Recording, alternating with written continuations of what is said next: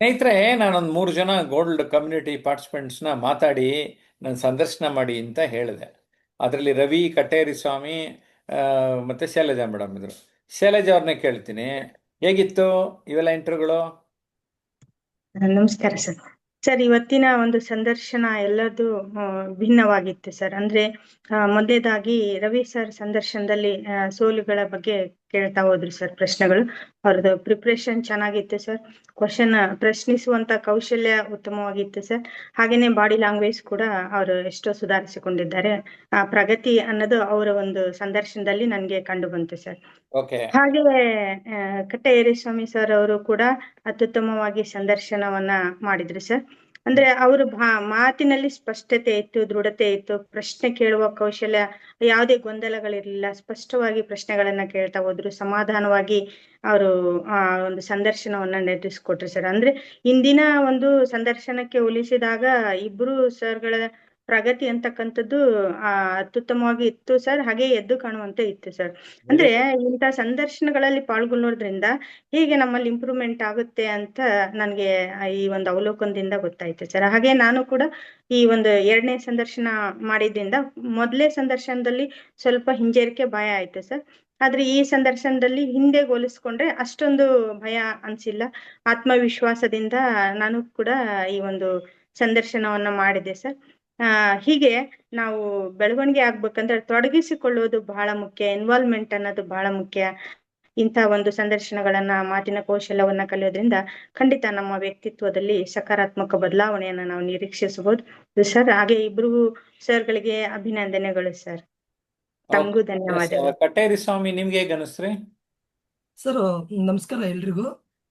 ಇವತ್ತಿನ ಒಂದು ಸಂವಾದ ಕಾರ್ಯಕ್ರಮದಲ್ಲಿ ನಮಗೆ ಗೋಲ್ಡ್ ಕಮ್ಯುನಿಟಿ ಅವರಿಗೆ 3 ಜನರಿಗೆ ಅವಕಾಶ ಮಾಡಿಕೊಟ್ರು ನಮ್ಮ ಜಯಪ್ರಕಾಶ್ ನಾಗ್ತೇಳ್ ಸರ್ ಅವರು. ಮೊದಲನೇದಾಗಿ ರವಿ ಸರ್ ಅವರು ಒಂದು ಸೋಲುಗಳಿಗೆ ಅಂಜದಿರಿ. ಅಂದ್ರೆ ಇವತ್ತು ಸಾಕಷ್ಟು ಜನ ಈ ಸೋಲುಗಳಿಂದ ಭಯ ಪಟ್ಕೊಂಡು ಹಿಂದೆನೇ ಉಳಿದಿರ್ತಾರೆ. ಆ ವಿಷಯದ ಕುರಿತು ತುಂಬಾ ಚೆನ್ನಾಗಿ ಪ್ರಶ್ನೆಗಳ ಮೂಲಕ ನಮ್ಮ ಜಯಪ್ರಕಾಶ್ ಸರ್ ಅವರಿಗೆ ಸಂವಾದ ನಡೆಸಿದ್ರು. ನಮ್ಮ ಜಯಪ್ರಕಾಶ್ ಸರ್ ಅವರು ವಿಶೇಷವಾಗಿ ನಮ್ಮ ಒಂದು ಮನೋಭಾವ, ನಮ್ಮ ಒಂದು ಸಕಾರಾತ್ಮಕ ವಿಷಯಗಳನ್ನ ಇಟ್ಕೊಂಡು ನಾವು ಯಾವ ರೀತಿ ನಮ್ಮ ಸೋಲುಗಳನ್ನ ಒಡೆದೋಡಿಸ್ಬೇಕಂತ ಸಾಕಷ್ಟು ವಿಷಯಗಳನ್ನ ನೀಡಿದರು. ಹಾಗಾಗಿ ರವಿ ಸರ್ ಅವರು ತುಂಬಾ ಅದ್ಭುತವಾಗಿ ಒಂದು ಈ ಸಂವಾದವನ್ನ ನಡೆಸಿಕೊಟ್ರು ಸರ್. ಅವರಿಗೆ ನಾನು ತುಂಬು ಹೃದಯದ ಧನ್ಯವಾದಗಳನ್ನ ಹೇಳ್ತೀನಿ. ಜೊತೆಗೆ ನಮ್ಮ ಶೈಲಜಾ ಮೇಡಮ್ ಅವರು, ಅಂದ್ರೆ ಮೂಲತಃ ನಮ್ಮ ಭಾಗದ ಗಂಗಾವತಿಯವರು, ಅವರು ಒಂದು ಟೀಚರ್. ವಿಶೇಷವಾಗಿ ಅವರ ಒಂದು ಮಾತುಗಳು ಕೇಳದೆ ಒಂದು ಇಂಪು, ಎಷ್ಟು ಸೊಗಸಾಗಿ ತಮ್ಮ ಪದಗಳ ಉಚ್ಚಾರಣೆ ಮಾಡ್ತಾರೆ. ಆ ಪದಗಳು ನಾವು ಕೂಡ ಇನ್ನೂ ಇಂಪ್ರೂವ್ಮೆಂಟ್ ಮಾಡ್ಕೋಬೇಕು, ಅವರ ಪದಗಳನ್ನ ನಾವು ಕಲಿಬೇಕು, ಆ ರೀತಿ ಮಾತನಾಡುವುದನ್ನ ಕಲಿಬೇಕಂತ ಹೇಳಿದ್ರು. ಅದು ಕೂಡ ನಮ್ಮ ಇವತ್ತು ಒಂದು ಜನಸಾಮಾನ್ಯದಲ್ಲಿ ಇವತ್ತಿಗೆ ಭಾಷಣ ಕೌಶಲ್ಯ ಎಂಬುದು ನಮ್ಮೆಲ್ಲರಿಗೂ ಮುಖ್ಯ. ಹಾಗಾಗಿ ಆ ಭಾಷಣ ಕೌಶಲ್ಯದ ಬಗ್ಗೆ ಜಯಪ್ರಕಾಶ್ ನಾಗ್ತೇಳಿ ಸರ್ ಅವರ ಜೊತೆಗೆ ನಮ್ಮ ಶೈಲಜಾ ಮೇಡಮ್ ಅವರು ಸಂವಾದ ನಡೆಸಿದ್ರು. ಸಾಕಷ್ಟು ಪ್ರಶ್ನೆಗಳನ್ನು ಮೂಲಕ ವಿಷಯಗಳನ್ನ ಮಂಡಿಸಿದ್ರು. ಜೊತೆಗೆ ನಮ್ಮ ಭಾಷಣ ಕೌಶಲ್ಯಗೆ ಏನೇನು ಸಿದ್ಧತೆ ಮಾಡ್ಕೊಳ್ಬೇಕಂತ ನಮ್ಮ ಜಯಪ್ರಕಾಶ್ ನಾಗ್ತೇಳಿ ಸರ್ ಅವರು ಉತ್ತರಗಳ ನೀಡೋದ್ರ ಮೂಲಕ ನಮ್ಗೆಲ್ಲ ಉಣಬಡಿಸಿದ್ರು. ಹಾಗಾಗಿ ಇವತ್ತಿನ ಒಂದು 3 ವಿಷಯಗಳ ಒಂದು ಸಂವಹನ ಕೌಶಲ್ಯ, ಒಂದು ಸೋಲುಗಳಿಗೆ ಅಂಜದ್ರಿಂದ ಹೇಗೆ ಹೊರಗೆ ಬರುವುದು, ಭಾಷಣ ಕೌಶಲ್ಯ, ಈ 3 ವಿಷಯಗಳ ಬಗ್ಗೆ ಇವತ್ತು ಸಂವಾದ ನಡೆಸಿದೀವಿ. ಇವತ್ತು ನಮಗೆ ಸಂವಾದ ಮಾಡಲಿಕ್ಕೆ ಅವಕಾಶ ಮಾಡಿಕೊಟ್ಟ ನಮ್ಮ ಜಯಪ್ರಕಾಶ್ ನಾಗ್ತೇಳಿ ಸರ್ ಅವರಿಗೆ ತುಂಬು ಹೃದಯದ ಧನ್ಯವಾದಗಳು ಹೇಳ್ತೀನಿ. ಜೊತೆಗೆ ನಮ್ಮ ಶೈಲಜಾ ಮೇಡಮ್ ಅವರು ಭಾಷಣ ಕೌಶಲ್ಯದ ಕುರಿತು ಸಾಕಷ್ಟು ಪ್ರಶ್ನೆಗಳ ಮೂಲಕ ನಮಗೆ ಉತ್ತರಗಳನ್ನ ಸಾರಿಂದ ತಿಳಿಸಿದ್ರು. ಹಾಗಾಗಿ ಅವರಿಗೂ ಕೂಡ ನಾನು ತುಂಬು ಹೃದಯದ ಧನ್ಯವಾದಗಳನ್ನು ಹೇಳ್ತೀನಿ. ಜೊತೆಗೆ ಇಲ್ಲಿ ಸೇರಿರುವಂತ ಎಲ್ಲ ಸ್ನೇಹಿತರಿಗೂ ಕೂಡ ನಾನು ಮತ್ತೊಮ್ಮೆ ಧನ್ಯವಾದಗಳನ್ನ ಹೇಳ್ತೀನಿ ಸರ್. ಧನ್ಯವಾದ. ಓಕೆ, ರವಿ ಅವರಿಗೆ ಹೇಗೆ ಅನಿಸ್ತು? ಎಲ್ಲರಿಗೂ ನಮಸ್ಕಾರ. ಇವತ್ತು ಸಂದರ್ಶನಕ್ಕೆ ಅವಕಾಶ ಮಾಡಿಕೊಟ್ಟಿದ್ರು ಸರ್. ನಮ್ಮಲ್ಲಿ ಕಟ್ಟೇರಿ ಸ್ವಾಮಿ ಅವರು ಮಾತನಾಡಿದ್ರು. ಅವರು ಬಹಳ ಚೆನ್ನಾಗಿ ಪ್ರಿಪೇರ್ ಆಗಿದ್ದು ನಮಗೆ ಸ್ಪಷ್ಟವಾಗಿ ಕಾಣ್ತಾ ಇತ್ತು.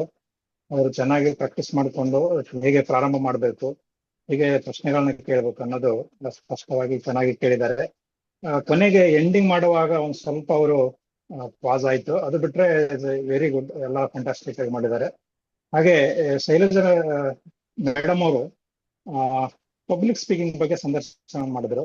ಅವರು ಕೂಡ ಚೆನ್ನಾಗಿ ಪ್ರಿಪೇರ್ ಆಗಿ ಯಾವ ಪ್ರಶ್ನೆಗಳನ್ನ ಕೇಳಬೇಕು ಮತ್ತೆ ಹೇಗೆ ಆ ವಿಡಿಯೋವನ್ನು ಸ್ಟಾರ್ಟ್ ಮಾಡಬೇಕು ಅದು ಕೂಡ ಚೆನ್ನಾಗಿ ಮಾಡಿದ್ದಾರೆ. ಮತ್ತು ಪ್ರಶ್ನೆಗಳನ್ನು ಪಬ್ಲಿಕ್ ಸ್ಪೀಕಿಂಗ್ ಬಗ್ಗೆ ಸರ್ಗೆ ಏನೇನು ಪ್ರಶ್ನೆಗಳು ಕೇಳಬೇಕು ಅನ್ನೋದು ಕೂಡ ಚೆನ್ನಾಗಿ ಕೇಳಿದ್ರು. ಹಾಗೆ ಓವರ್ ಆಲ್ ಅವ್ರ ಸಂದರ್ಶನ ಬಹಳ ಚೆನ್ನಾಗಿತ್ತು. ಮತ್ತೆ ನಾನು ಸಂದರ್ಶನ ಮಾಡುವಾಗ ಸಂದರ್ಶನ ಪ್ರಾರಂಭದಲ್ಲಿ ಸ್ವಲ್ಪ ನಂದು ಕೆಲವೊಂದು ಪಾಸ್ಗಳಾಯ್ತು, ಅದು ಒಂದು ಸ್ವಲ್ಪ ಸಣ್ಣ ತಪ್ಪು ಆಗಿದೆ. ಇನ್ನು ಅದನ್ನ ಬಿಟ್ರೆ ಮತ್ತೆ ನನ್ನಲ್ಲಿ ಮತ್ತೆ ತಪ್ಪುಗಳು ಆಗಿಲ್ಲ ಅಂತ ಅನ್ಕೊಳ್ತೇನೆ. ಸೊ ಈ ರೀತಿ ಒಂದು ಅನುಭವ. ಈ ತಪ್ಪುಗಳನ್ನ ನಾವು ಏನಿದೆವೋ ಈ ಪಾಸಿಟಿವ್ ಮತ್ತೆ ಸರಿ ತಪ್ಪುಗಳನ್ನ ನಾವು ಈ ಪ್ರತಿಯೊಂದು ಸಂದರ್ಶನದಲ್ಲಿ ನಾವು ಅರ್ಥಕೊಂಡು ಅದನ್ನ ಮುಂದಿನ ಸಂದರ್ಶನ ಅಥವಾ ನೆಕ್ಸ್ಟ್ ನಾವು ಯಾವುದೇ ವಿಷಯವನ್ನ ಮಂಡನೆ ಮಾಡುವಾಗ ಕರೆಕ್ಷನ್ ಮಾಡ್ಕೊಳ್ತಾ ನಮ್ಮಲ್ಲಿ ಬದಲಾವಣೆ ಹೊಂದೋಣ ಅಂತ ಹೇಳ್ತಾ ಎಲ್ಲರಿಗೂ ಧನ್ಯವಾದಗಳು. ನಮಸ್ಕಾರ. ಓಕೆ, ಸೊ ಆರಂಭ ಮಾಡಿದವ್ರನ್ನ ಕೇಳ್ತೀನಿ. ಎಲ್ಲರೂ ಮಾತಾಡಿದ್ದು ಹೇಗಿತ್ತು ಶೈಲಜಾ ಅವರೇ?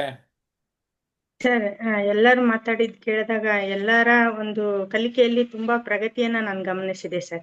ಹಾಗೇನೆ ತುಂಬಾ ಸಕಾರಾತ್ಮಕವಾಗಿ ಆಗ್ತಾ ಇದ್ದಾರೆ ಸರ್. ಎಲ್ಲರೂ ವ್ಯಕ್ತಿತ್ವ ಕೂಡ ಪರಿವರ್ತನೆ ಆಗ್ತಾ ಇದೆ. ಅಂದ್ರೆ ತಪ್ಪುಗಳು, ನಾವು ಒಂದು ಕಲಿಕೆ ಅನ್ನೋದು ಆರಂಭ ಆದಾಗ ತಪ್ಪುಗಳು ಸಹಜ. ತಪ್ಪುಗಳಿಲ್ಲದೆ ಇದ್ದಾಗ ಮನುಷ್ಯ ಆತ ಕಲಿತಾ ಇಲ್ಲ, ಆ ವ್ಯಕ್ತಿ ಕಲಿತಾ ಇಲ್ಲ ಅನ್ನೋದು ನಮ್ಗೆ ಮನೋವೇದ್ಯ ಆಗುತ್ತೆ ಸರ್. ತಪ್ಪುಗಳನ್ನು ಹೇಗೆ ಸಕಾರಾತ್ಮಕವಾಗಿ ತೆಗೆದುಕೊಳ್ಬೇಕು, ಈಗ ರವಿ ಸರ್ ಅಂದ್ರು ಸರ್, ನೆಕ್ಸ್ಟ್ ಸಂದರ್ಶನದಲ್ಲಿ ಆ ತಪ್ಪುಗಳನ್ನ ನಾವು ಒಪ್ಪುಗಳನ್ನಾಗಿ ಮಾಡ್ಕೊಂಡು ಪರಿವರ್ತನೆ ಮಾಡ್ಕೊಳ್ಳೋಣ ಅಂತ.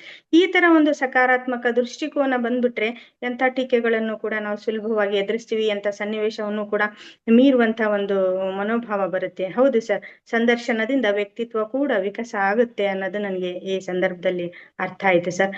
ಎಲ್ಲರೂ ಪರ್ಫಾರ್ಮೆನ್ಸ್ ನೋಡಿ ನನಗೂ ಕೂಡ ಇನ್ನೂ ಹೆಚ್ಚಿನ ಇಂಪ್ರೂವ್ಮೆಂಟ್ ಮಾಡ್ಕೋಬೇಕು ಅನ್ನೋದು ಕೂಡ ನನಗೆ ಒಂದು ಸುಳಿವುಗಳು ಸಿಕ್ಕು ಸರ್.